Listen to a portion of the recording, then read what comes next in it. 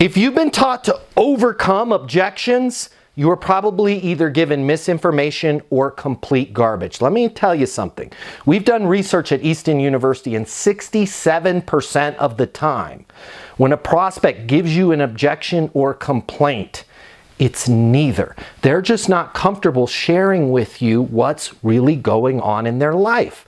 Unfortunately, most of us as sales professionals, when we hear an objection, we dig in and try and overcome it. I want you to, instead of trying to overcome that objection, slow things down, slow the objection down, and start asking them questions like, why would you say that? Tell me more about that. Unpack that for me. When you slow down and keep that prospect talking, they're going to begin to reveal what's really going on in their life, what's really going on in their business. And they'll roll out the red carpet for you and explain to you exactly how to sell them.